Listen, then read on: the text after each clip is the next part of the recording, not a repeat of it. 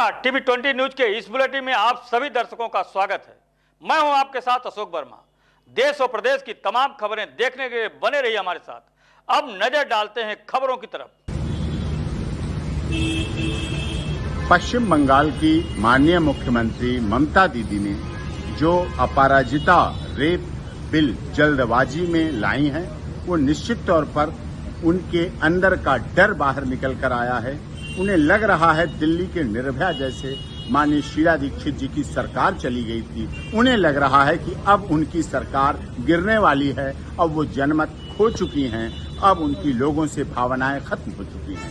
लेकिन ये बिल्कुल जल्दबाजी में निर्णय लिया गया है। जब भारत सरकार का बहुत चर्चा के बाद एंटी रेप लॉ लागू है, जो पूरे देश पर लागू है, जिसमें सजाओं का वर्णन दिया गया, भारतीय न्याय संहिता जो BNNS आया, नया कानून आया, वो उसके सपोर्ट में आया।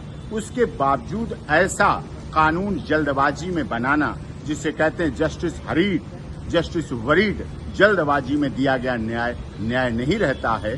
तो उन्होंने तो इतना कर दिया है कि भारतीय जो रेप से जुड़ा हुआ मामला है उसमें तो फांसी है, पॉक्सो में तो फांसी है, लेकिन जिन धाराओं में जो कि एंटी रेप लॉ में धाराएं बनी थी, जिनमें 10 साल की सजा थी, उसमें भी उम्र फांसी दे दी। जिसमें उम्र कैद की सजा नहीं, उसमें भी फांसी दे दी। एक तरफ से महिला से जुड़े सभी अपराधों में सीधी सीधी फांसी।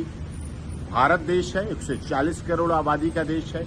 कई बार कई केसों में हम आप कोर्ट में देखते हैं, कई बार इन रेप लॉ का भी राजनीतिक रूप से, व्यापारिक रूप से, सामाजिक रूप से, आर्थिक रूप से मिसयूज होता है, दुरुपयोग हो जाता है। तो उस दुरुपयोग को रोकने के लिए, चेक एंड बैलेंस बनाने के लिए हमारे ऐसा नियम है कि बाकायदा कैटेगरिकल दिया हुआ है।